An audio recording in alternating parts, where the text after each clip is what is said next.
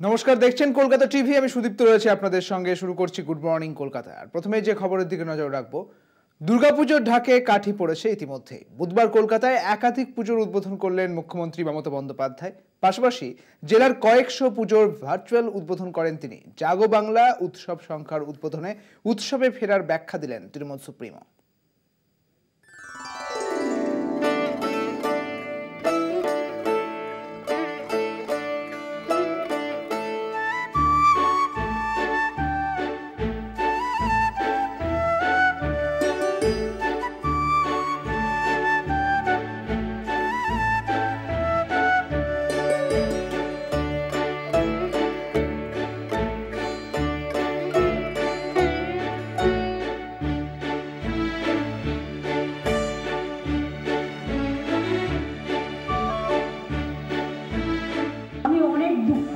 সংগ্রামের মধ্যে দিয়ে চড়াই উতরাই পেরিয়ে এখানে এসেছি।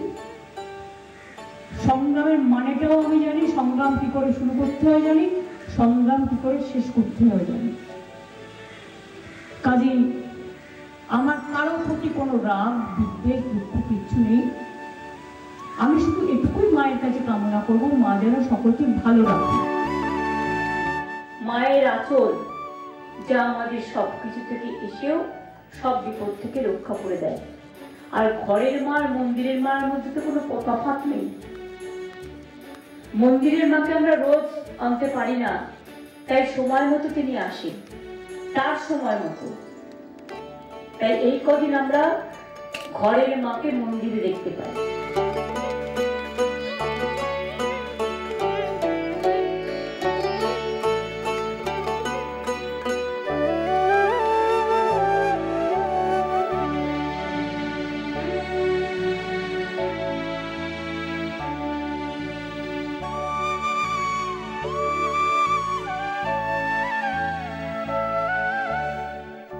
এবারে ছিল কবিতীর্থ, খিদিরপুরে একটা পার্ক আছে, কবিতীর্থ পার্ক।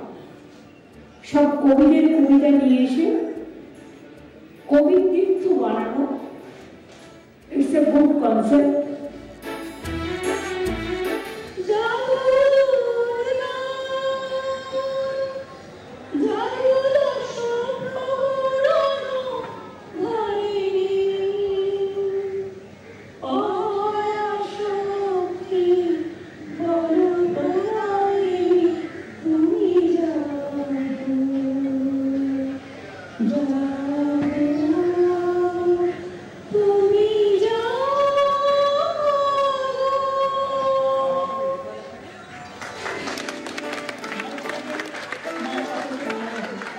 এদিন জাগো বাংলা উৎসব সংখ্যার উদ্বোধন করেন মমতা বন্দ্যোপাধ্যায়। মঞ্চ থেকে উৎসবে ফেরার ব্যাখ্যা তৃণমূল সুপ্রিমো। অনেকে বলেন কেন পুজো করব, কেন উৎসব করব? আরে আমাদের তো 12 মাসে 13 পার্বণ কথাটা দীর্ঘদিন ধরে আমরা শুনেই আসছি। আমরা সব কাজ করি, ধর্মকর্মও মানি। আমাদের রীতিনীতি হচ্ছে সর্বধর্ম সমন্বয়, রামকৃষ্ণ পরমহংসদেবের কথা। এবং আমরা মনে করি সবাইকে নিয়ে চলার মধ্যে একটা আনন্দ আছে, প্রাণ আছে। বুধবারই রাজ্যের বিভিন্ন জেলার 400টি পুজোর ভার্চুয়াল উদ্বোধন করলেন মমতা বন্দ্যোপাধ্যায়। কলকাতা টিভি। গতকাল মহালয়ায় মহামিছিল থেকে মহাসমাবেশ জুনিয়র ডাক্তারদের। আরজিকর কাণ্ডের প্রতিবাদে ও নারী সুরক্ষার দাবিতে দেবীপক্ষের সূচনায় প্রতিবাদ মিছিল। জুনিয়র ডাক্তারদের মিছিলে হেঁটেছেন সাধারণ মানুষ থেকে অনেক সেলিব্রিটি। স্বাস্থ্য সচিবের পদত্যাগের দাবিতে তারা অনড়। সিবিআই এবং এর ভূমিকাতেও অখুশি জুনিয়র ডাক্তারেরা। পিতৃপক্ষের অবসানে দেবীপক্ষের সূচনায় আবারও রাজপথে জুনিয়র ডাক্তাররা। মহালয়ায় মহামিছিল থেকে মহা সমাবেশ। আরজিকরের চিকিৎসক ছাত্রীর ধর্ষণ ও খুনের প্রতিবাদে কলেজ স্কোয়ার থেকে শুরু হয় জুনিয়র চিকিৎসকদের মহামিছিল। মহামিছিল শেষ হয় ধর্মতলায়। জুনিয়র ডাক্তারদের পাশাপাশি সিনিয়র ডাক্তার থেকে শুরু করে বেসরকারি হাসপাতালের চিকিৎসক, বিভিন্ন কলেজ ও বিশ্ববিদ্যালয়ের ছাত্রছাত্রী, আইটি সেক্টরের কর্মী, সেলিব্রিটিরা এদিনের মহামিছিলে সামিল হন।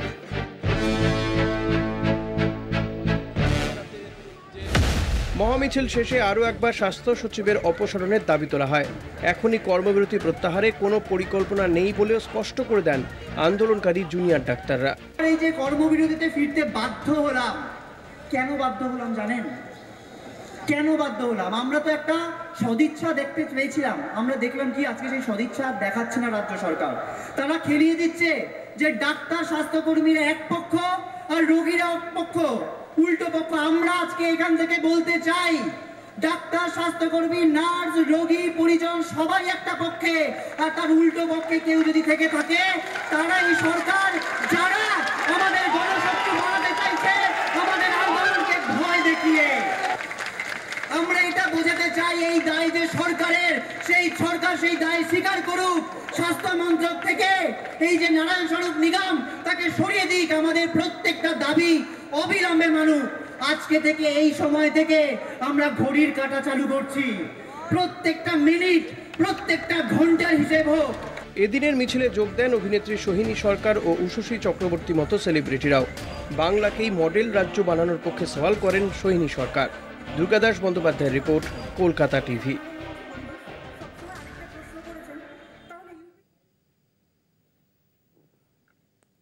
বাঁশদ্রোণীতে পেলোডারের ধাক্কায় স্কুল পড়ুয়ার মৃত্যু হয় গতকাল। কাউন্সিলরের বিরুদ্ধে ক্ষোভ এলাকাবাসীর। পুলিশকে আটকে রেখে বিক্ষোভ চলে। বিক্ষোভকারীদের মার বহিরাগতদের। পরিস্থিতি নিয়ন্ত্রণে আনতে এলাকায় পুলিশের রুট মার্চ। টিউশনে যাওয়ার পথে মৃত্যু, নিয়ন্ত্রণ হারিয়ে পেলোডারের ধাক্কা স্কুল পড়ুয়াকে। ঘটনাস্থলে মৃত নবম শ্রেণীর ছাত্র। বাঁশদ্রোণীর দীনেশনগরের বাসিন্দা সৌম্যশীলকে পিষে দেয় রাস্তা মেরামতির কাজে যুক্ত পেলোডার। ঘটনার পর চালক পলাতক।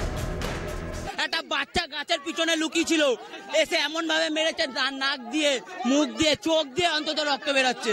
কেরাম জোরে মেরেছে ভাবুন, মদ খেয়ে গাড়ি। দ্রুত অগ্নিগর্ভ হয়ে ওঠে এলাকা। ঘাতক পেলোডারটি ভাঙচুর করা হয়। কাউন্সিলরের বিরুদ্ধে ক্ষোভ উগরে দেয় এলাকাবাসী। কাউন্সিলর না আসা পর্যন্ত পুলিশকে আটকে রাখার চেষ্টা হয়। পুলিশকে মারধরের অভিযোগ। কাউন্সিলর এখন ওসি বলছেন বাঁশদ্রোণী থানায় আছে। বাঁশদ্রোণী থানায় উনি গা ঢাকা দিয়ে কেন রয়েছেন? সকাল 7টার সময় ওনাকে ফোন করে জানা হয়েছে। স্থানীয়দের অভিযোগ, দীর্ঘদিন যাবৎ বেহাল দশা রাস্তার। কাউন্সিলরকে বারংবার সমস্যা জানানো সত্ত্বেও সুরাহা হয়নি। রাস্তার ব্যবস্থা করা উচিত। আজকে দীর্ঘ 8-9 বছর রাস্তা কাজ উন্নয়নে চলে যাচ্ছে। হ্যাঁ, আজকে সে আমবালাতে কাজই শেষ হচ্ছে না। আমাদের ছেলে মেয়েরা স্কুল কলেজ যেতে পারছে না। যদিও বিকেল পর্যন্ত ঘটনাস্থলে পৌঁছননি কাউন্সিলর অনিতা কর মজুমদার। বিক্ষোভকারীদের বিরুদ্ধে পাল্টা রাজনীতির অভিযোগ তাঁর। এটা একটা রাজনীতির খেলা চলছে বা কিছু, আমরা তো উন্নয়ন করতে গেছি, আমরা তো অন্য কিছু না। রাস্তা খারাপ, আমাদের সেই কাজটা করবার জন্য, যেহেতু সামনে পুজো, সুতরাং এরকম একটা ঘটনা ঘটে গেছে, আমরা চাই না এরকম ঘটনা ঘটুক। আচমকায় বিক্ষোভকারীদের ওপর চড়াও হয় একদল যুবক। বহিরাগতদের বিরুদ্ধে মারধরের অভিযোগ। ডাইরেক্ট বলছে এখানে গুন্ডা পাঠানো হয়েছে, কারণ কি এখন এতক্ষণ ধরে আমরা আটকে রেখেছি পুলিশকে, যেহেতু কাউন্সিলর এখানে আসা চাই, আমরা জবাবটা চাই। বহিরাগত ঢুকে আমাদের ধাক্কা মারছে। একটা কর্মরত পুলিশ অফিসার কোনোদিন একটা মেয়েদের গায়ে হাত দিতে পারে না, এটা আইন পর্যন্ত বলা আছে, সে আমাদের গায়ে হাত দিয়েছে। পরিস্থিতি নিয়ন্ত্রণে আনতে তৎপর হয় পুলিশ। বিকেলে ডিসি এসএসডি বিদিশা কলিতার নেতৃত্বে এলাকায় রুট মার্চ বিশাল পুলিশ বাহিনীর। ড্রাইভার যে ছিল ও পালিয়ে গেছে, কিন্তু ওকে পুরো আমরা খোঁজ করার জন্য আমরা we have started the investigation. ওর দুটো ফোন নাম্বার পাওয়া গেছে, ওইগুলো আমরা ট্রেস করছি। আর আই এম কনফিডেন্ট যে আমরা খুব তাড়াতাড়ি ওকে ধরে ফেলতে পারবো।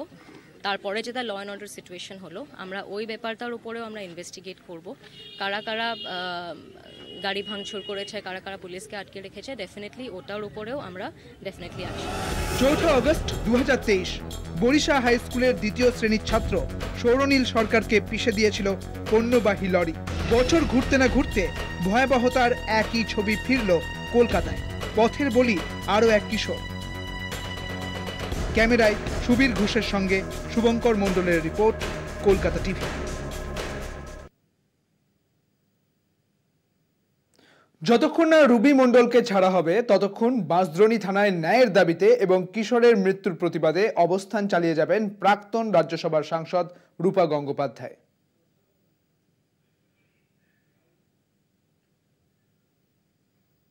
বাদদা থানাতেই থাকছি, ওরা ধরে ফেলবেন। আমার সাথে ভদ্রভাবে ব্যবহার করেছেন কমিশনার, ধরে ফেলবেন নিশ্চয়ই। যদিও সকাল থেকে পারেননি, এতক্ষণ রাত 9:30 অবধি পারেননি, তো আমি জানিয়ে দিয়েছি যে কাউন্সিলরের ছেলে এসে ওদেরকে বার করে নিয়ে গেছে। আমার মণ্ডলের সভাপতিরাই বলে দিয়েছে, আমাদের এখানকার সব ছেলেরাই বলে দিয়েছে, আমি টিভিতেও দেখেছি। তো রাতটা এখানে বসে থাকেন। মানে আপনি কি বাইরে বসে কথা বলছেন? আর আজ বসবো, কাল বসবো, পরশু বসবো, যতদিন না ধরবে ততদিন। রুবিকে কি অ্যারেস্ট করা হয়েছে? আপনাদের একজনকে অ্যারেস্ট করা হয়েছে? রুবিকে কি অ্যারেস্ট করা হয়েছে? আমাদের টিমকে অ্যারেস্ট করা হয়েছে, তো লালবাজার নিয়ে যাওয়া হয়েছে, ওকে কালকে ধরা হবে। কোন গ্রাউন্ড বলা হলো পুলিশের তরফে? কোন গ্রাউন্ডে অ্যারেস্ট করেছে? কিছু বলেননি, কিছু বলেননি। নিশ্চিত বলছেন আমি যা লিগ্যাল তাই করব। আপনি থানার ভেতরে অবস্থান করবেন এখন? বসে থাকবো, চুপ করে। অবস্থানে কি আছে? থানায় লোকে আসে তো, এখানে বসে থাকবো একাই। বাংলায় কাজ নেই, পরিযায়ী শ্রমিকের অনাহারে মৃত্যু দুর্ভাগ্যজনক ঘটনা। গান্ধী জয়ন্তীতে ব্যারাকপুরে গান্ধীঘাটে গিয়ে রাজ্য সরকারকে তোপ রাজ্যপাল সিভি আনন্দ বোসের। বিতর্কিত মন্তব্যের জন্য রাজ্যপালকে পাল্টা কটাক্ষ করেছে শাসক দল।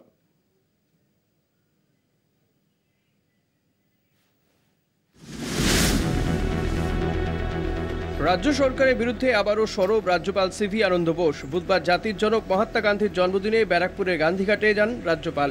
গান্ধীঘাটে অনুষ্ঠান শেষে রাজ্য সরকারকে ফের নিশানা রাজ্যপালের। বাংলায় কর্মসংস্থান নেই, নেই খাবার, অনাহারে পরিযায়ী শ্রমিকের মৃত্যু দুর্ভাগ্যজনক ঘটনা। গান্ধীজি কখনোই এমন পরিস্থিতি চাননি, মন্তব্য রাজ্যপাল সিভি আনন্দ বোসের। Today is a day for us to introspect. It is very unfortunate that we hear reports about starvation deaths among migrant laborers from Bengal. Is this the way we treat our Daridra Narayana on this Gandhi Jayanti? This is something which is not to be there in any civilized society. Government has to decide, introspect and see that the Daridra Narayanas are looked after, that there is no starvation death in Bengal. That be our commitment on this occasion. 100 দিনে কাজের প্রকল্পের টাকা বন্ধ নিয়ে পাল্টা সরব শাসক দল। রাজ্যপাল বিশেষ দলের হয়ে রাজনীতি করছেন বলেও দাবি তৃণমূলের। ভারতবর্ষের যে কোনো জায়গায় অনাহারে মৃত্যু দুর্ভাগ্যজনক, চাষিদের আত্মহত্যা দুর্ভাগ্যজনক, যে কোনো শ্রমিক কাজ না পাওয়া দুর্ভাগ্যজনক, 100 দিনের কাজ যেটা গ্যারান্টি অ্যাক্ট বলে সরকার তৈরি করেছিল, সেই কাজে মানুষ টাকা না পাওয়া দুর্ভাগ্যজনক, সবই দুর্ভাগ্যজনক।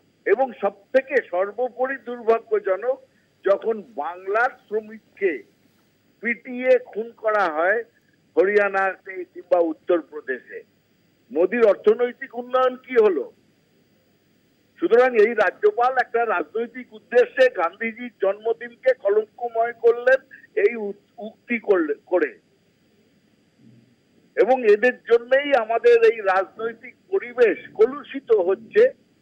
তারা রাজ্যপালের পদে থেকে তারা রাজনীতি করার চেষ্টা করছেন এবং একটি দলের প্রতিনিধিত্ব করছেন। এর থেকে দুর্ভাগ্যজনক কিছু হতে পারেনি। রাজ্য সরকারের বিরুদ্ধে সরব বিরোধী শিবিরও। গান্ধীজি কখনো মিথ্যা কথা বলেননি, আর আজকে আমাদের যিনি রাজ্যপাল যেটা বলেছেন সেটাও সত্যি কথাই বলেছেন। হ্যাঁ, এরম সত্যি কথা বাজারে এরম ভাবে বললে অনেকের গায়ে ফসকা পড়ে, কিন্তু এটা তো কোনো রাজনৈতিক ভাবে বলেননি। এর আগে সিপিএমও 34 বছর রাজত্ব করেছে এখানে, তাদের ব্যর্থতার লিগাসিটা এরা বহন করে চলেছে, আরো সেটাকে আরো বেশ কয়েক গুণ বাড়িয়ে ফেলেছে। এটা হতে পারে, এটা একা একটা সরকারের কেন হবে? এটা মানে আপাতভাবে বাংলার ব্যর্থতা। 50 লক্ষ পরিযায়ী শ্রমিক। মাননীয় রাজ্যপাল যেটা বলেছেন সেই রাজ্যপাল ঠিকই বলেছেন, কথাটার মধ্যে কোনো ভুল কিছু নেই। কিন্তু মাননীয় রাজ্যপালকে মনে রাখতে হবে যে ভারতবর্ষে বেকার সংখ্যা কোথায়। মাননীয় রাজ্যপালকে এটাও বলতে হবে ভারতবর্ষে ক্ষুধার ইন্ডেক্সে আজকে ভারতবর্ষের অবস্থান কি, মাথা পিছু রোজগার কি, 47 বছরে সব থেকে বেশি বেকার। সে বিষয়গুলো শুধু যদি উনি একতরফা উল্লেখ করেন, রাজ্যের খুব অবস্থা খারাপ। রাজ্যের অর্থনৈতিক অবস্থা থেকে শুরু করে মাথার পিছু রোজগার, মানুষের রুটি রুচি রোজগার, বাসস্থানের অবস্থা খুব খারাপ। কিন্তু মাননীয় রাজ্যপালকে অনুরোধ করব যে সিলেক্টিভ প্রতিবাদ না করে মাঝে মাঝে তিনি কেন্দ্রীয় সরকারের কথাটাও একটু বলুন, যে দেশটা কিন্তু ভারতবর্ষ, তার মধ্যে কিন্তু পশ্চিমবঙ্গের অবস্থান। এদিন গান্ধীঘাটের অনুষ্ঠানে রাজ্যপাল ছাড়াও উপস্থিত ছিলেন রাজ্যের মুখ্য সচিব মনোজ পান্ত, উত্তর 24 পরগনার জেলাশাসক শরৎ কুমার দ্বিবেদী, ব্যারাকপুর পুলিশ কমিশনারেটের নগরপাল অলোক রাজৌরিয়া, ব্যারাকপুর লোকসভার সাংসদ পার্থ ভৌমিক সহ অন্যান্য বিশিষ্ট অতিথিরা। ব্যারাকপুর থেকে শুভজিৎ সিং এর রিপোর্ট, কলকাতা টিভি।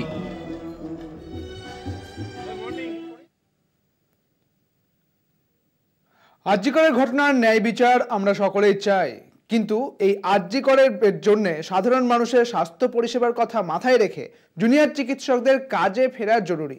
উত্তর কলকাতার কাশীবোস লেনের পুজোয় চক্ষুদানে গিয়ে এমনটাই মন্তব্য করলেন রাজ্যের মন্ত্রী শশী পাজা।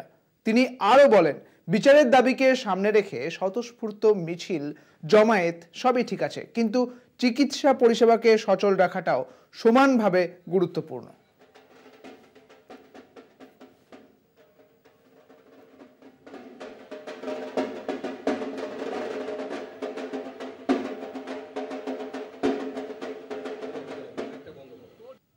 এটা তো আইনে কচকচানি। আমরা এর মধ্যে যেটা বলছি যে স্বাস্থ্য পরিষেবা তো ডাক্তারই দেবে, ডাক্তারের কাছেই রোগের নিরাময়ের জন্য আসবেন। আমরা প্রত্যেকেই দায়বদ্ধ। নিশ্চয়ই রাজ্য সরকার, স্বাস্থ্য দফতর, আমরাও যেমন অতি কনসার্ন এটা নিয়ে, কারণ যারা আমাদের পরিবার সে ডাক্তাররা ফিরে আসুন, এটাই চাইছি। কৃষ্ণনগর 12 নম্বর ওয়ার্ডের সীমান্ত পল্লীর দেব পরিবার। এই পরিবারে এখনো মহালয়ার ভোরে বীরেন্দ্র কৃষ্ণ ভদ্রের কণ্ঠে মহিষাসুর মর্দিনী শোনে গ্রামাফোনে। আধুনিকতার এই যুগে বাঙালির নস্টালজিক এর গানে মহালয়া শোনার ঐতিহ্য আজও ধরে রেখেছে দেব পরিবার।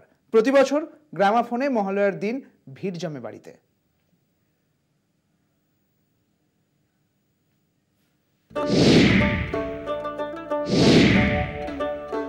আধুনিকতার এই যুগে বাঙালির কোনো কোনো ঘরে আজও শোনা যায় হারিয়ে যাওয়া কলের গান। দেবীপক্ষের সূচনায় গ্রামোফোনে শোনা হয় বীরেন্দ্র কৃষ্ণ ভদ্রের কণ্ঠে মহিষাসুর মর্দিনী।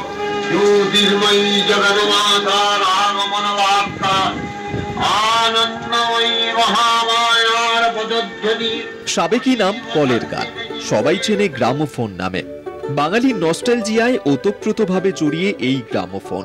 রেডিও, ফোন, টেলিভিশনে মহালয়ার প্রতিবেদনে এখন এই গ্রামোফোন প্রায় বিলুপ্ত, অথবা কারোর বাড়ির অ্যান্টিক কালেকশন। তবে নদিয়ার কৃষ্ণনগর 12 নম্বর ওয়ার্ডের সীমান্তপল্লীর দেব পরিবারে এখনো মহালয়া বাজে গ্রামোফোনেও। দেবীপক্ষের সূচনায় গোটা পরিবার একসঙ্গে বসে শোনেন বীরেন্দ্র কৃষ্ণ ভদ্রের কণ্ঠে মহালয়া, তাও আবার গ্রামোফোনে। দেব পরিবারের 50 থেকে 60 বছর আগের রেকর্ডার আজও প্রাণবন্ত, শ্রুতিমধুর। এমনকি ব্যবহারিক দিক থেকেও এতটুকু নষ্ট বা বিকৃত হয়নি। বর্তমান সময়ে রেকর্ড প্লেয়ার, তার যে সরঞ্জাম, এগুলো পাওয়া খুব মুশকিল, কিন্তু যেহেতু আমার কাছে রেকর্ড প্লেয়ার একটা প্রাণ, আমার ভালো লাগার অন্যতম একটি জায়গা, তাই আমি চেষ্টা করি যেখান থেকেই হোক তার স্পেয়ার জোগাড় করে সেগুলোকে সচল রাখা। দেব পরিবারে আজও 550-র বেশি রেকর্ড সংগৃহীত রয়েছে। প্রজন্মের পর প্রজন্ম গ্রামোফোন সংগ্রহ করছে দেব পরিবারে।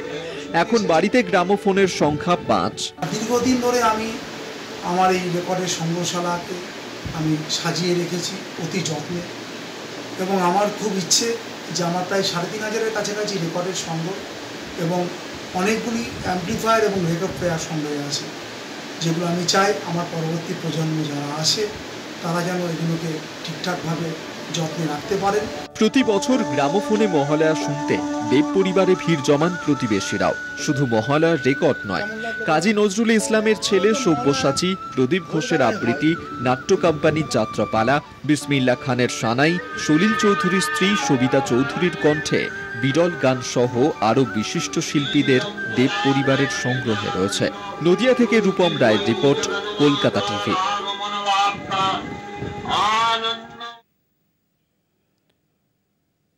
বুধে সূর্য ওঠার সঙ্গেই পিতৃপক্ষের অবসান হয়ে দেবীপক্ষের সূচনা হয়েছে। সেই সঙ্গে বাঙালির শ্রেষ্ঠ উৎসব দুর্গাপুজোরও। এই উৎসবকে ঘিরেই বছরের কটা দিন মেতে ওঠেন 8 থেকে 80 সকলেই। কিন্তু দুর্গাপুজোর স্থায়িত্ব যদি একদিন হয়, ভাবলেই মনটা বিষাদে ভরে ওঠে। শুনতে অবাক মনে হলেও এটাই সত্যি। এই গ্রামে বোধনের 24 ঘন্টার মধ্যেই দেবী দুর্গা পাড়ি দেন কৈলাসের পথে।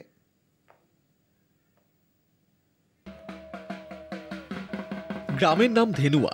পশ্চিম বর্ধমান জেলার আসানসোল হীরাপুরের ধেনুয়া গ্রামে বোধনের দিনেই বেজে ওঠে নবমীর নিষ্ঠুর সুর। পিতৃপক্ষের অন্তিম ক্ষণে একদিনের জন্য বাড়ি আসেন মা। মহালয়ের দিনেই ষষ্ঠীর বোধন থেকে সপ্তমী, অষ্টমী, নবমী ও দশমী পর্যায়ের পুজো করা হয় দেবী দুর্গাকে। পুজো নিয়ে 24 ঘন্টার মধ্যেই পাড়ি দেন কৈলাসের পথে। আমরা যতটা জানি যেখানে মহারাজজি ছিলেন হয়তো উনি স্বপ্নাদেশ পেয়েছিলেন, তার জন্য হয়তো এই পুজোটা হয়। আমরা বরাবরই দেখে আসছি, আমার শ্বশুর মশাইও বরাবর এখানে সেবা পুজো ইত্যাদি করেন। আর হচ্ছে এই পুজোটা এমনই যে শোনে সেই এই পুজোটা দেখার জন্য মানে উৎসাহ ভাবে এখানে আসে দেখার জন্য। একদিনে পুজো, একদিনে ষষ্ঠী, সপ্তমী, অষ্টমী, নবমী, দশমী একদিনে হয়। তারপর 12টার থেকে নারায়ণ সেবা হয় এবং মায়ের ঘট বিসর্জন হয় আপনার বিকেল 5টা। একদিনের জন্য মাকে এই আমাদের এখানে আহ্বান করা হয়েছে। পশ্চিম বর্ধমান জেলার আসানসোল হীরাপুর ধেনুয়া গ্রামে কালীকৃষ্ণ যোগাশ্রমে 70-এর দশকে আসাম থেকে তেজানন্দ ব্রহ্মচারী নামে এক মহারাজ আসেন। তিনি মহালয়ার দিন স্বপ্নাদেশ পেয়ে এই পুজোর সূচনা করেন। এখানে দেবী অসুর বিনাশিনী রূপে দেখা দেন না। দুই সখী জয়া বিজয়াকে সঙ্গে নিয়ে বাপের বাড়ি আসেন পার্বতী। জয়া বিজয়ের সঙ্গে দেবী দুর্গার মূর্তি সচরাচর দেখা মেলে না এই বাংলায়। স্থানীয় বাসিন্দাদের এই পুজোকে কেন্দ্র করে উৎসাহ থাকে তুঙ্গে। পাশাপাশি দূর দূরান্ত থেকে এই পুজো দেখতে ছুটে আসেন অনেকেই। আসানসোল থেকে পবিত্র বন্দ্যোপাধ্যায়ের রিপোর্ট, কলকাতা টিভি।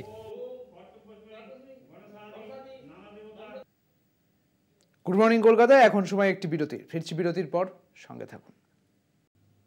বন্যায় বিধ্বস্ত নেপাল, মৃত্যু হয়েছে প্রায় 241 জনের। এখনো পর্যন্ত কমপক্ষে 4000 জনকে উদ্ধার করেছে নেপাল প্রশাসন। শুরু হয়েছে ত্রাণ বিলির কাজ। উদ্ধার কাজের জন্য নামানো হয়েছে সেনাবাহিনীও। টানা বৃষ্টিতে ভাসছে নেপাল। প্রাকৃতিক দুর্যোগে বিপর্যস্ত হয়ে গিয়েছে নেপালের একাধিক এলাকা। 48 ঘন্টা অবিরাম বৃষ্টির পর শনিবার নেপালে যে অকল্পনীয় বিপর্যয় নেমে আসে তার প্রভাবে ইতিমধ্যেই বহু মানুষ নিখোঁজ। নিখোঁজদের খোঁজার অভিযান শুরু হলেও বেশ কিছু ত্রুটিও রয়েছে প্রশাসনের তরফে, যার জন্য নতুন করে ত্রুটির কথা স্বীকার করে নিয়ে প্রতিশ্রুতিও দিয়েছেন নেপালের প্রধানমন্ত্রী কেপি শর্মা ওলি। তিনি বলেছেন, বন্যা এবং ভূমিধসের ফলে বিপর্যস্ত জনজীবন। এখনো পর্যন্ত প্রায় 4000 জনেরও বেশি লোককে উদ্ধার করা সম্ভব হয়েছে। মৃত্যু হয়েছে 241 জনের। সরকারি হিসেব বলছে নিখোঁজ অন্তত 29 জন এবং আহত কমপক্ষে 126 জন। তবে উদ্ধার কাজে তৎপর নেপাল প্রশাসন। নামানো হয়েছে সেনাবাহিনীর হেলিকপ্টারও। এখনো পর্যন্ত প্রায় 683 জনকে উদ্ধার করেছে সেনা হেলিকপ্টার, যাদের মধ্যে রবিবারই 425 জন এবং সোমবার নতুন করে 258 জনকে উদ্ধার করা হয়েছে। দুর্গতদের নিরাপদ স্থানে নিয়ে যাওয়ার পাশাপাশি চলছে ত্রাণ বিলিও। কলকাতা টিভি।